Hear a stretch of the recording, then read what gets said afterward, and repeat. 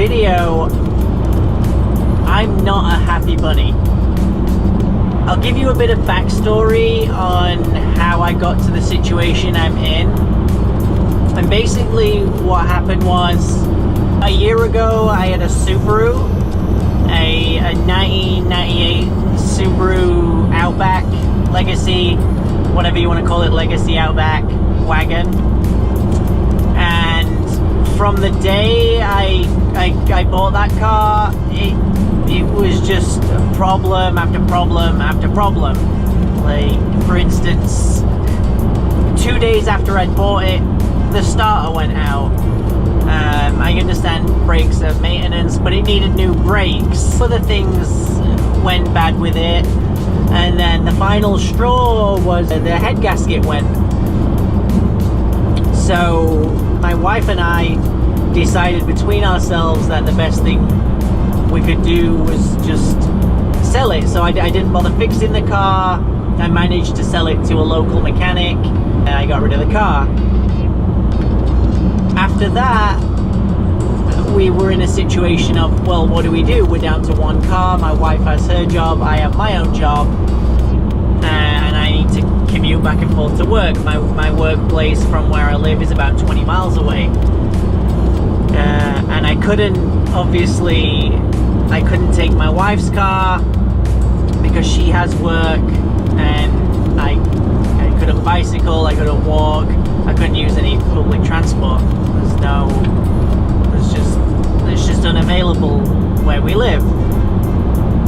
So we decided, well, we didn't decide, my wife kind of jumped the gun a little and said, let's just lease something cheap. And I said, okay, that seems like a good idea. Obviously with a lease, it's a brand new vehicle, you know, well, you don't expect to have any kind of problems with it, and you pay your payments until the lease is ended. Then you can either buy the car, give it back, or buy it back through Ford. This is obviously leading into what happened. So about 11 months ago, I believe it was Labor Day, I'm not sure, like 10, 11 months ago, we leased a grey 2016 Ford Fiesta. And it's kind of funny that I'm having problems now in the end with the lease, because there were problems in the beginning. So when I first picked up the car, the salesman had screwed up and said, oh, we can only find one key, so here's just one key, we'll take care of it. So he says he'll take care of it. A little bit of time goes by, I call him up, I'm saying, okay, what's the problem with the key? Oh, okay, I forgot to order the key, blah blah blah, gives me some BS. And eventually they get the key, and he says, oh yeah, just come in and we'll program it and stuff, and you can have the key. I arrived there, obviously I have to drive 20 miles. I arrived there, and he tells me I have to go and get the key cut. It's like, wait a minute, pal, I'm not the one at work, I'm the customer. You need to go and get the key cut, and when it's been cut, I come back and you program it. It's as simple as that. And they didn't want to do it. I mean, that should have been the red flag right there. You go through this big ordeal, and oh yeah, great, just pass me, kill yourself, awesome. We go through this ordeal with the key back and forth, and I have to make several trips to Ford, and I get really annoyed about it, and I speak to a general manager, and because they lost some paperwork. I got the windows tinted on the car, and then when I brought the car in for them to fuck, more things happened that I totally forgot about. Pardon my French. There was a problem with I'm not sure what I don't know the name of it, but when you basically the transmitter or the transponder, when you press the button on the key to unlock and lock the vehicle, wouldn't work. So they had to switch out this transponder. So they were as they were switching that out, they lost some paperwork for the window tints, and I was annoyed. And like I said before, I spoke to the general manager, and he's like, "Oh well, what we'll do is we'll reimburse you for your window tints, we'll get the receipt for you, and we'll knock 500 miles off your lease." I'm like, "Oh, that, you know, that was awesome. I thought that was fair." But that only came to a head because I'd written a upsetting Yelp review.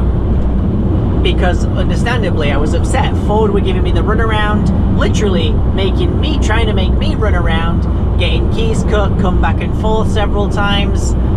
It's like, this isn't my problem. And months go by, the car's fine. I'll be honest, the car's been perfect, gets great gas mileage. You know, it's wonderful. It's just small, but it was fine. It was just a commuter car for me to get back and forth to work. So obviously the 4Runner that I'm in, that I inherited, my wife was using it for her work, and she does a lot of driving around town. She has her own business, and she constantly needs to load back of the car. And this, like a couple of months ago, she said to me, "I don't know if I can keep the 4Runner any longer. It just costs me too much in gas." And I say, "Well, what do you mean it's costing too much in gas?" She says, "Do you know how much I spent on gas last month?" And I'm like, "No, I have no idea." She said $500. I'm like, "What?" She's like, "Yeah, $500. I'm like, "Wow. Yeah, maybe we do need a different vehicle for you. Do you want to trade?" And she's like, "No, I can't trade. The Fiesta's just not big enough for what I need. I can't fit in the car what I need to fit in the car." So at that point we start wondering how we're going to get out of the lease.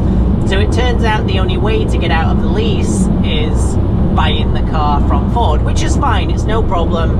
I'd buy the car, then I own it, and then I can sell it. It's up for sale right now. So this is where the problem lies. So back in June, I'm not going to reveal the exact figures of what was going on, but I'll simplify it so you understand what's going on and how I kind of feel that the dealer is scamming me. So I owed $13,500 on the car. That was the payoff, and that was in June. July rolls around, which is when my payments are due for the car. The payment, this is not the exact figure, so the payment was $200. So now I owe $13,300. And then I go into the dealership just to clarify everything that I need to do in order to get out of this lease and the process. And it's funny because I found out some hidden how do I say this, hidden little gems basically that I wasn't told about when I first took the lease.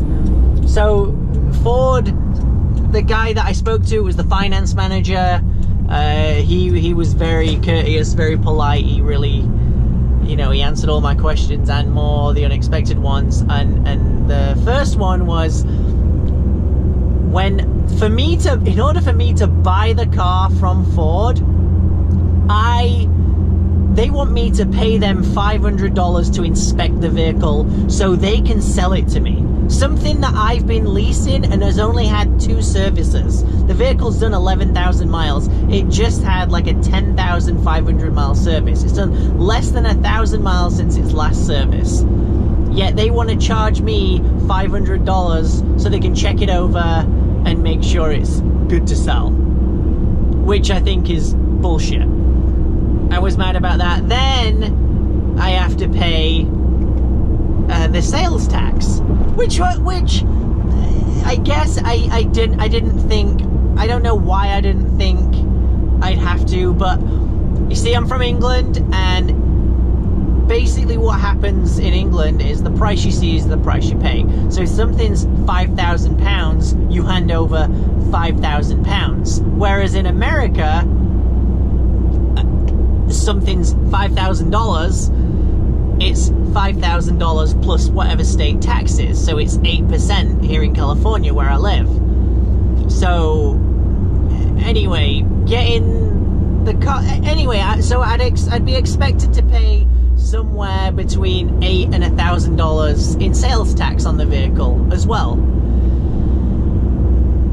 And yeah, anyway, the dealer answers all my questions. I find out those two hidden gems, and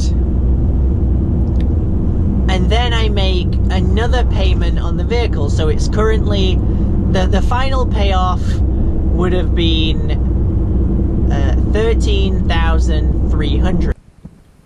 I apologize that I have to edit this in the gap. What's missing is I owe 13,300, and then the new balance that shows is 13,500, so there's a $200 discrepancy, and that's why I had to call Ford. And I called and I got hold of this lady and we were talking, and that's where I get to the point of I was on hold, I was off hold, and blah blah, etc.